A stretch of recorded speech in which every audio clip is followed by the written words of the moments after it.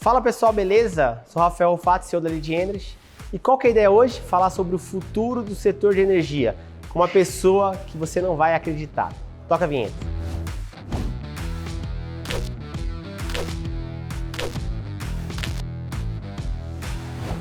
E aí, Lucas? Bem-vindo, cara. Beleza? Até que enfim deu certo, né? Pois é, agora foi. Agora foi, né? Que bom. O Lucas, ele é o novo líder de sucesso do cliente na Lead Energy. E, poxa, fico muito feliz em ter você aqui conosco. Eu queria que você falasse um pouquinho sobre você. Claro. Bom, eu sou o Lucas Paiva. Eu entrei para o setor elétrico já na época de estágio, trabalhando com eficiência energética, lá dentro da universidade ainda, visitando as unidades, mapeando um potencial, troca de um equipamento ineficiente, fazendo projetos que poderiam economizar energia para a universidade. E depois, a minha entrada de fato no setor elétrico foi na Câmara de Comercialização, a CCE, é onde eu conheci o Rafael, a gente trabalhou muito tempo junto lá, tocando projetos e tal.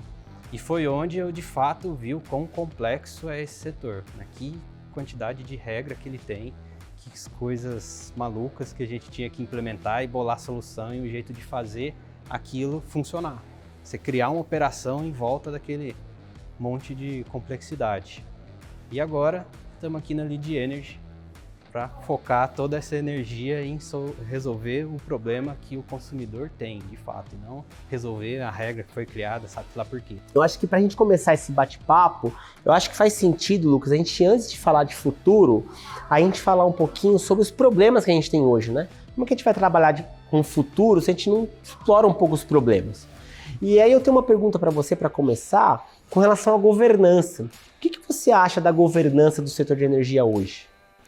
Olha, acho que tem, assim, muitas falhas no desenho das soluções que aparecem hoje em dia para a gente, para atacar os nossos problemas. Isso vem muito justamente da governança.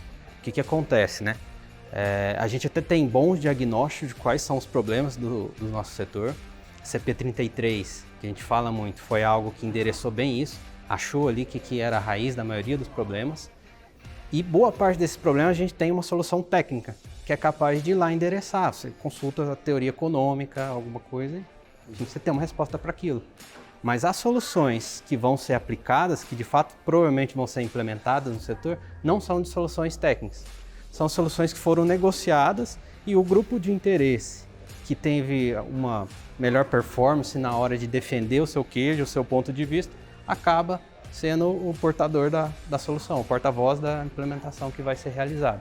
Então a gente fica sempre numa posição de subótimo, cede aqui, cede lá e assim vai construindo pouco a pouco o Frankenstein.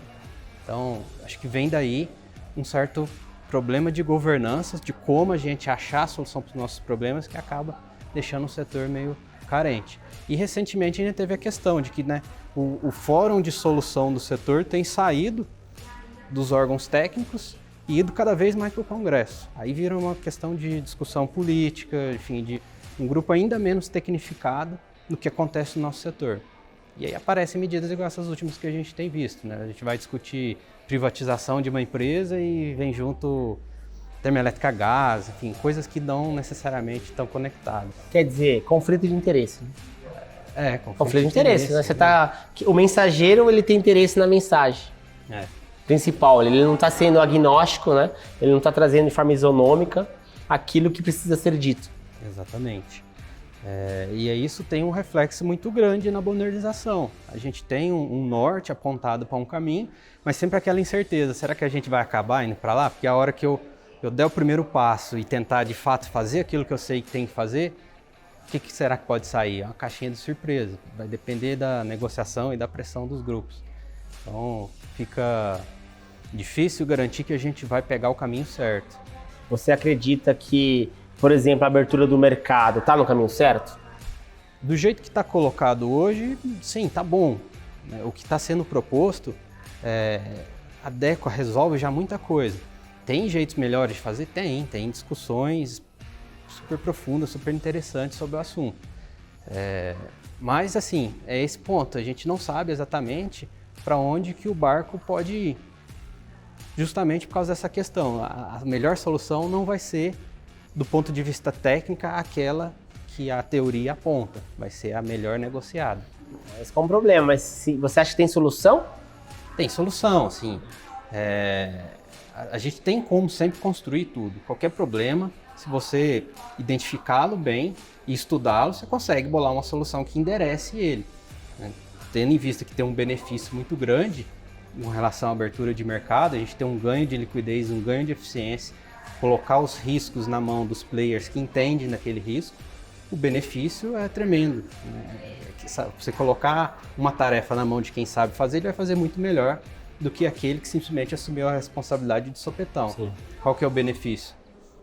Mais competitividade, energia mais barata, endereçar melhor o que o cliente quer, você ter criatividade circulando naquele mercado, enfim. Quer dizer, beneficiar o cliente, né? Que é o nosso foco, né? A gente até está conduzindo um evento, Energy Tech Summit Brasil 2022, um evento que a gente está conduzindo agora dia 6 de outubro no Cubo do Itaú, que é um pouco de tentar trazer um movimento com uma ótica diferente, uma ótica isonômica, uma ótica no qual a gente está apontando os pontos sem esse conflito de interesse, né, Lucas? Acho que é um ponto importante que você está dizendo, certo? Exato, e começar a olhar para o cliente, né? Que já é um passo inovador, diria, para o setor, né? No setor elétrico, geralmente não se chama de cliente, se chama de consumidor.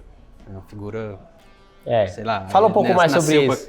O cara só consome, né? Nasceu para ficar pagando, né? Ele nasceu para consumir, só ele não escolhe, ele não tem vínculo com a empresa.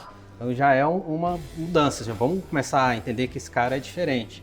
Ele é um cliente, ele vai comprar algo de mim porque ele quer, ele vem me procurar porque ele vê valor no que eu estou entregando para ele. Não simplesmente porque ele está lá para consumir, essa função dele, consumir, e aí eu invento um produto para que ele consoma. Legal. E aí, assim, explorando um pouco mais, de fato a gente tem um problema muito grave, né? No setor, eu acredito que é muito grave, porque o consumidor não é cliente, ele só paga a conta que chega e pronto, acabou. Poucos, de fato, fazem algo a respeito.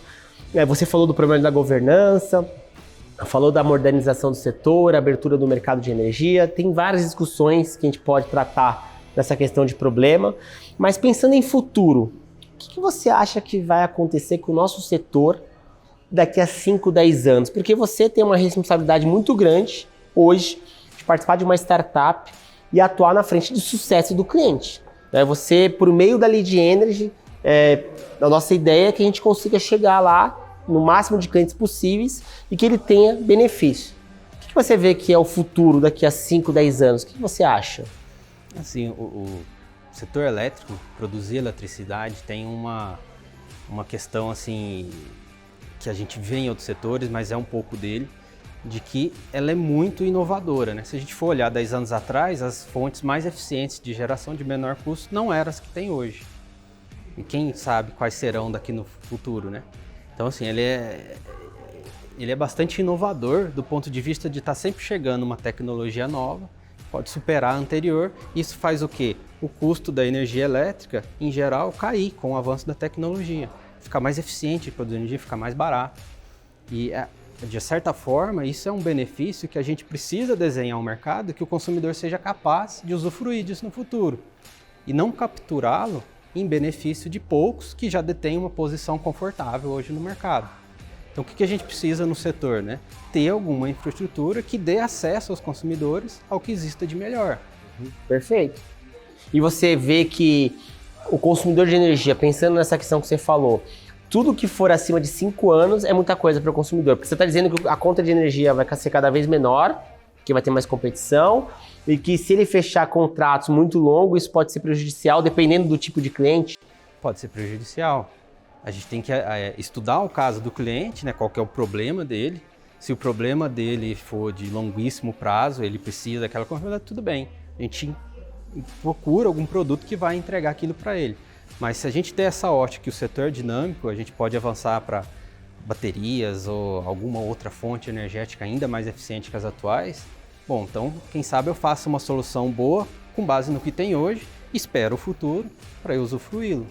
Legal. E aí, assim, quando a gente fala, por exemplo, de futuro, você está trazendo informações relevantes, Open Energy, que é um ponto importante. Isso contribui, né? Explica para o pessoal o que é Open Energy e fala por que você acha que isso de fato vai contribuir? Talvez essa sigla que a gente utilizou não é tão comum para quem está assistindo. Open Energy é um termo cunhado, assim, a exemplo do Open Finance, que é uma questão de você criar uma plataforma intermediária, neutra, em que você consiga trocar os dados entre as instituições que detêm os atuais contratos com os consumidores, com os clientes, né? Isso é uma forma de quê? De viabilizar que, se esse consumidor tiver uma melhor opção no mercado, que ele faça a sua portabilidade, que ele vá para o outro fornecedor, fazer essa troca de dados, informações e contratos de uma forma muito mais fácil. E por que isso é bom, né? Isso dá essa opção para o cliente. Eu não estou preso a um contrato que eu fiz aqui, porque na época eu não sabia que a energia podia acabar ficando mais barata no futuro. Você tendo uma plataforma dessa, você dá opção. Isso é liquidez. O cliente que sai de um fornecedor, não é ruim para esse fornecedor, porque ele tem uma vaga ali para capturar um novo cliente que vai estar saindo de outro. É um mercado mais líquido. Mais líquido e mais eficiente. E o Open Energy beneficia isso, e aí a gente estava até discutindo a questão de que hoje você pega, por exemplo, o mercado livre de energia, tem fidelidade, né? Você pega a GD, que é a geração distribuída, não tem fidelidade. Isso pode viabilizar esse tipo de solução, certo? Porque quase ninguém hoje faz uma migração de um cliente para o mercado livre, acho que ninguém faz, né? Não conheço pelo menos, que não tem a fidelidade, no mínimo ali de 1 ano, 2 anos, o cara tem que contratar a energia já num período determinado. Exato, assim, você fazer um produto novo para o cliente, mas que a hora que você entra a fundo parece muito o que ele já consumia antes, você só mexeu em um dos parâmetros, não é tão inovador. Você talvez não esteja vendo o que ele quer ou o que ele precisa. Legal, então perfeito.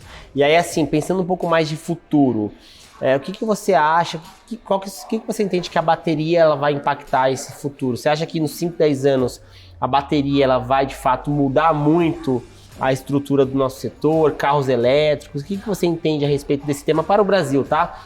Pegando um prazo de 10 anos. Olha, a bateria tem potencial de reescrever como o setor funciona.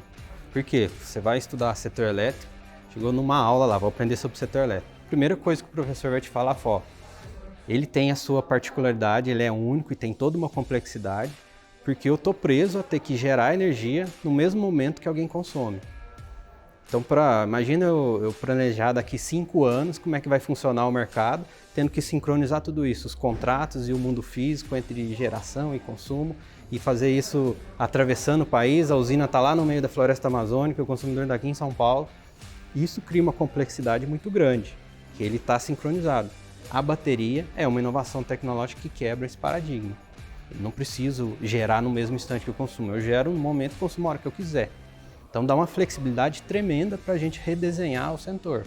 Os contratos, a relação que os consumidores, os clientes terão com a energia, os produtos que vão ser oferecidos. Então quando ela for algo viável, vai ser incrível. Carros elétricos também, né? Carros elétricos também. Vai aumentar a quantidade de necessidade de geração na matriz, certo? Carros elétricos, tende assim, a substituição energética. Estou deixando de consumir um combustível fóssil, um etanol, algo, e trocando pela eletricidade. Isso. Então, o país fica mais elétrico do ponto de vista energético. Então, você acredita que em 10 anos isso vai acontecer? Vai acontecer, já está acontecendo, né? E você acha que, por exemplo, instalação em loco de energia solar, você acha que os produtos que tem hoje serão outros produtos daqui a 10 anos? Provavelmente. Então, por isso que não faz sentido ter contrato de longo prazo com nenhum tipo de produto. Exato, você vai ficar comprometido com uma solução que ela vai decair em performance. Por exemplo, quando chegaram as eólicas, era o estado da arte do que a gente tinha de energia renovável e tal. Agora que já passou 15, 16 anos das primeiras usinas, aquelas que foram colocadas têm um índice de performance muito baixo, perto do que existe hoje, dentro da mesma tecnologia de eólica. Então, sabe-se lá qual painel solar você vai ter daqui a 10 anos. Então Tem um payback de 1 ano, né? O painel solar resolve, né? Exato. Então, fique com essa carta na manga. Talvez surja algo melhor, você pode entrar nele. Legal. E a função do Lucas na Lead é justamente conseguir definir o melhor produto para o cliente, certo? Para conseguir que a gente faça uma oferta que faça sentido a cada perfil, certo, Lucas? Exatamente. A gente precisa entender o que ele precisa. E daí, então, planejar uma solução. E não simplesmente acolhê-lo para dentro da empresa e falar, minha prateleira é essa aqui, se algum te servir, fique à vontade. Se não te servir, você pega o que tiver mesmo, porque você vai precisar da energia. Acho que assim, de fato, a gente tem muito trabalho, né? Temos muito trabalho. Muito trabalho. O mercado ele movimenta 330 bilhões de reais por ano, e 50 bilhões de reais só em desperdício ou falta de oportunidade que o consumidor não enxerga ali, né? E, poxa, eu acho que esse, de fato, é o caminho para que o país ele fique melhor, né? Financeiramente, de forma sustentável, certo? É grande e vai crescer muito, porque em média o brasileiro ainda é um consumidor de energia assim, com baixa intensidade. Quando a gente compara com outros mercados, o consumidor europeu consome 4, 5 vezes o que a gente gasta de energia por mês.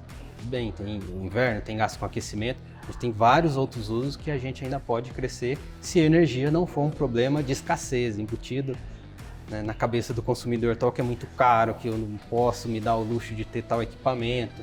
Então é um mercado que pode crescer muito se a gente conseguir resolver certas arestas. Mas você acha que o consumidor de energia, ele não usa mais energia porque ele tem medo de gastar porque é caro? Sim, sem dúvida. Veja, o nosso passado inteiro, toda a ideia que se teve em volta da energia é que era um bem escasso. A gente passou por certos racionamentos que a gente era, inclusive, penalizado se você consumisse energia, independente do que fosse para ser feito. Isso até tomar banho, né, cara? Você fez uma série de entrevistas ultimamente e perguntou para as pessoas. A resposta de todo mundo era que o jeito de gastar menos com energia era economizando. Isso. Paga lâmpada, né? Ou seja, tá na cabeça delas que esse é um bem escasso, tem que tomar cuidado, não posso gastar muito. Tipo água, né? Tipo água. Vai acabar, né? Se a gente conseguir resolver a escassez, se eu tiver em abundância, com um bom preço, um preço justo. Investidores que estão assistindo, tá vendo aí, né? Olha a dica. Em vez de parar de gastar energia à toa, que é o que você falou no último vídeo, vamos gastar mais energia de forma eficiente. Eficiente, economicamente viável, certo? Exato. É isso. Cara, show de bola. Puxa, muito bom, Lucas. Agradeço você ter voltado aqui, ter feito esse vídeo conosco. Acho que fez muito sentido tudo que você falou. E assim, pessoal, se você gostou, curta, comente, compartilhe, é muito importante para nós, tá? A sua opinião a respeito do que você está achando dos nossos conteúdos. E é isso, Lead Energy. Esse é o caminho. Valeu, pessoal.